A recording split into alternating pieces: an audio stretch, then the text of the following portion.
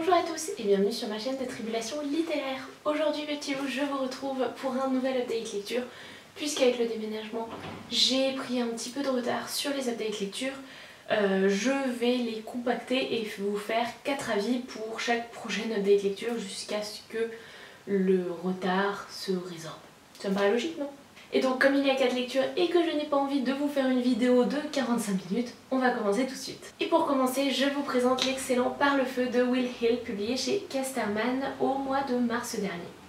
Je remercie encore les éditions Casterman qui me l'ont envoyé. Quand ils me l'ont proposé, honnêtement, c'était tellement bien fait que... Enfin, ça avait l'air génial en fait. Voilà, le résumé me tentait vraiment énormément. Et en plus, quand j'ai reçu l'unboxing, il y avait une lettre de l'éditrice qui expliquait un petit peu le pourquoi du comment elle a publié ce roman. Et franchement, quand on lit cette lettre, on a envie de se plonger corps et âme tout de suite dans le roman. L'histoire, c'est l'histoire de Moonbeam qui a vécu quasiment toute sa vie dans une secte qui est la secte Waco dans le désert, dans les États-Unis.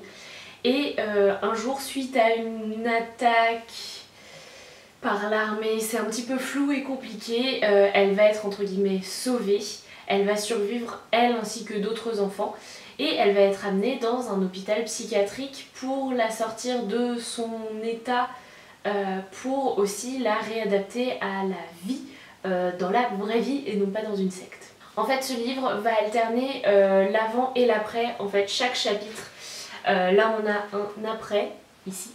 Et de temps en temps on a l'avant, c'est très souvent alterné, de temps en temps on a 2 après ou 2 avant, mais c'est tout. On va suivre à la fois sa vie dans la secte et sa vie à l'hôpital psychiatrique où elle va voir un médecin avec qui elle va énormément parler. Je m'excuse d'avance pour le petit bruit de fond, mon frigo s'est réveillé. Voilà. Et donc du coup, on va la suivre à la fois dans son processus de parole pour aller mieux et pour aller de l'avant, mais aussi dans tout ce qui a fait sa vie pendant tant d'années. Et honnêtement, ce livre ne nous épargne rien, parce que cette vie dans la secte était elle était terrible à bien des égards. Après, il n'y avait pas... on ne torturait pas les gens tous les jours pour rien, mais il y a énormément de violence qui était inhérente à la secte et avec laquelle elle a vécu toute sa vie. Honnêtement, à suivre, c'est à la fois hyper dur et hyper passionnant. En fait, on dévore les pages parce qu'on veut savoir tout ce qui s'est passé, on veut comprendre pourquoi elle est comme ça et c'est super intéressant. Honnêtement, moi je l'ai dévoré et à la fin j'ai refermé le roman en me disant que Moonbeam faisait clairement partie de ces héroïnes que je n'ai pas envie du tout d'oublier parce qu'elle est absolument géniale.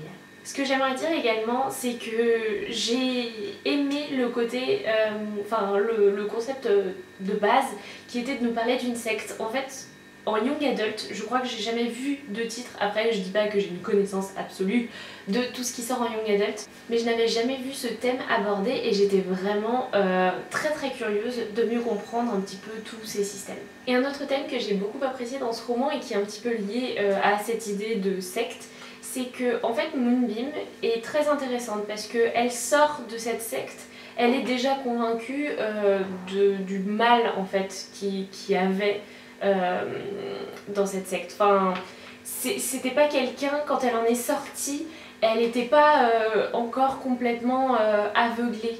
Elle savait qu'il y avait quelque chose qui clochait et il y avait des choses qui la révoltaient déjà. Mais ce que j'ai trouvé intéressant, c'est qu'en fait, autant elle va être révoltée par le principe de secte, le fait que le père John soit tout puissant, elle va même trouver ça anormal qu'il essaye de se marier avec de jeunes filles. Mais il y a d'autres éléments qu'elle va pas du tout trouver étranges. Par exemple, le fait qu'il soit polygame ne va pas du tout la déranger.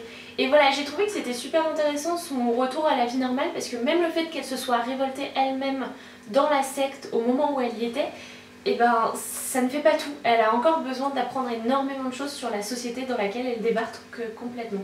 Donc voilà, ça a été un énorme coup de cœur, tellement que je l'ai même prêté à mon chéri qui l'a également beaucoup apprécié. Franchement, c'est une lecture que je peux que vous recommander, ça se dévore, et ça retourne quoi. Je crois qu'aujourd'hui je ne vais vous présenter que de très bons livres, donc franchement piochez les yeux fermés dans ma sélection du jour. car le second livre que je vous présente, il s'agit du tome 3 de la trilogie Shades of Magic. Donc il s'agit ici de Shades of Light de V.E. Schwab, publié chez Lumen. Alors oui, j'ai attendu très longtemps avant de lire ce roman, puisque il est sorti au mois de septembre, mais après je partais au Japon, après il y a eu Noël, ce genre de choses, bref, j'ai attendu pour l'acheter, mais je me suis enfin plongée dedans au mois de mars ou de février, un truc comme ça, et ça a été un tel plaisir. Alors franchement, c'est une bricasse, je crois qu'il fait presque 800 pages, voilà, presque 800 pages. Donc autant vous dire que voilà, ça pèse lourd dans le sac, etc. Et c'est quand même relativement long à lire, mais j'ai apprécié chaque page de ce tome. Je vous ferai pas de résumé parce que très bientôt je pense vous faire un point saga sur Shades of Magic. Parce que je risquerais de vous spoiler en fait si je vous fais un résumé de celui-là. Parce que très clairement il y a des éléments que vous n'avez pas du tout si vous n'avez pas commencé la série. Mais je peux vous dire que c'est énormément de rebondissements, que l'auteur ne nous épargne rien, que c'est absolument génial, intelligent, qu'on y croit, elle nous tient en haleine jusqu'aux dernières pages. Et il y a une tension en nous, honnêtement, quand j'ai terminé ce roman, j'étais juste, laissez-moi, il me reste genre 20 pages, je veux entendre personne, je ne veux voir personne, je veux juste terminer mon bouquin. Il était absolument grandiose et c'est le genre de fin que je veux et que j'apprécie dans les sagas que j'aime autant. Parce que vraiment, je suis pas déçue quoi, elle a tenu toutes les attentes, même si je m'attendais pas à ce qu'elle a fait, Enfin, je suis pas déçue, c'était incroyable quoi, je n'ai pas les mots pour ce roman. Donc voilà, mon avis est juste vraiment sur les émotions, mais je vous promets que je vous ferai très vite une vidéo point saga sur ce roman. Et puis bon, V.E. Schwab, je la garde à l'œil, surtout que dans ma bibliothèque j'ai le petit Vichous qui attend aussi son tour. Donc autant vous dire qu'à mon avis, V.E. Schwab va faire partie de ces auteurs dont je veux tout lire. Le troisième roman que je vous présente, il s'agit des Loyautés de Delphine de Vigan, publié chez J.C. Lattès. Je ne l'ai pas en ma possession puisqu'il s'agit du livre d'une amie de ma maman. Bref, c'est un petit livre très intéressant qui va raconter l'histoire croisée d'une maîtresse d'école qui est inquiète puisqu'il y a un petit garçon qui est très renfermé, etc. Et elle a vécu des choses dans sa propre famille qui faisaient qu'elle avait ce même genre de comportement. Donc du coup, elle est inquiète, mais on va suivre également en parallèle le petit garçon, et ce que la maîtresse imagine n'est pas forcément ce que ce petit garçon vit chez lui. Honnêtement, c'est un roman très court, mais très coup de poing, ça nous prend aux tripes, ça nous montre des choses absolument terribles. C'est un contemporain, donc il n'y a pas de magie, il n'y a pas de monstres, machin, mais on nous montre très bien que la nature humaine peut être monstrueuse également. Et donc du coup, moi honnêtement, j'ai été soufflée par ce roman. Quand je l'ai fini, je crois que les seuls mots que j'ai eu c'était oh putain, oh putain. Voilà, ça a été vraiment à la fois terrible et je peux pas dire que ce livre était... Enfin, j'ai du mal à dire que ce livre était bien parce qu'il parle de choses absolument terribles, mais il est magnifique. Enfin, ce roman est dingue. Honnêtement, une fois de plus, moi, Delphine de Vigan m'a prouvé qu'elle était une auteure qui mérite amplement tout ce qu'on dit d'elle. Elle est incroyable, elle a une plume très particulière qui arrive à nous embarquer dans ce qu'elle nous raconte. C'était vraiment génial, mais terrible, mais génial. Donc en fait je vous le recommande, mais pas si en ce moment vous faites une petite dépression. Vous voyez, genre c'est pas le moment, très clairement. Mais c'est un roman qu'il faut lire parce que incroyable. Et du coup il y a Les Gratitudes qui est une suite mais pas suite, je sais pas trop, qui est sorti il y a pas longtemps, donc du coup je me tâte un petit peu à me le procurer, ou peut-être que je l'emprunterai à ma maman ou à la bibliothèque. Bref, je vais trouver un moyen, mais je vais très certainement le lire. Et le dernier roman que je vous présenterai dans cette sélection, il s'agit de Terre de brume de Cindy Van Wilder, publié chez Rajo. Terre de brume, c'est le premier tome d'une saga ou d'une trilogie, je ne sais pas trop, où la brume a avalé le monde, tout simplement. Il y a eu des centaines et des milliers, voire des millions, je ne sais pas trop, de morts, et en fait les quelques survivants qui restent vont vivre au sommet de grandes montagnes qui arrivent à être au-dessus de la mer de brume. Et parmi les quelques survivants il y a différents prêtres et qui vivent dans des sanctuaires, notamment des prêtres de l'eau. En fait, il s'agit de sortes de magiciens qui peuvent manipuler l'eau, c'est leur pouvoir. Mais la contrepartie de l'utilisation de leur pouvoir, c'est qu'à chaque fois il y a un petit peu de brume qui est formée. Donc il y a de la brume qui est formée à cause de la magie, de la brume qui envahit le monde. C'est assez intéressant comme concept, non? On va suivre ici Hera, qui est donc une prêtresse de l'eau et qui combat les monstres de brume qui se créent dans cette mer pour souvent attaquer les sanctuaires ou bien les bateaux qui essayent de faire des allers-retours entre les sanctuaires. On va également suivre dans ce roman Intisar, qui est elle une sœur du feu, donc comme son nom, enfin comme son titre l'indique, elle ne va pas utiliser l'eau grâce à sa magie, mais plutôt le feu. Ce qu'elles vont découvrir toutes les deux, c'est qu'il y a bien plus que simplement des monstres de brume et la brume.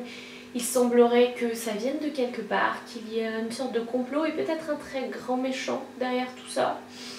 Il y a un truc quoi.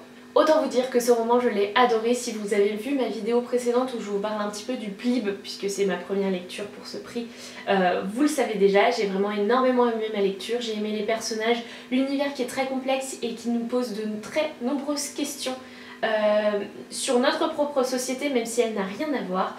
J'ai trouvé le concept et l'idée de la brume malfaisante qui est créée à chaque fois qu'on utilise la magie très intelligente, puisqu'elle nous pose beaucoup de questions sur les conséquences de nos actes. Et je crois que c'est la première fois que je vois comme ça une utilisation de la magie qui est bonne, qui crée aussi quelque chose de mauvais. Donc je trouve qu'il y a moyen de creuser par là. Ce livre a été finalement un petit coup de cœur puisque la fin est... Voilà, moi j'étais au bord du gouffre honnêtement et je n'attends qu'une chose, c'est la sortie du tome 2 qui doit arriver dans le mois de mai je crois. En tout cas si vous cherchez de la très bonne fantaisie, je crois que vous avez un truc par là. Voilà mes petits loups, c'est tout pour cette vidéo, j'espère qu'elle vous aura plu. Franchement, comme je le disais en début de vidéo, c'est vraiment une sélection de livres absolument géniale. Il n'y a que de très bonnes lectures et des coups de cœur. Donc foncez les yeux fermés selon vos propres préférences, si vous préférez du contemporain, si vous voulez quelque chose plutôt fantasy. Bref, normalement, il y a de quoi piocher là-dedans. En tout cas, n'hésitez pas à me dire en commentaire lequel de ces livres vous fait le plus envie suite à ma vidéo. Et si vous en avez lu certains, n'hésitez pas aussi à m'en parler, qu'on discute un petit peu de nos avis respectifs. Sur ce mes petits loups, je pense que je vais refermer cette vidéo. N'hésitez pas à vous abonner à la chaîne ou à mettre un petit pouce bleu, ça fait toujours super plaisir. Et puis, il est temps de vous souhaiter d'excellentes lectures et à très bientôt. Salut les petits loups!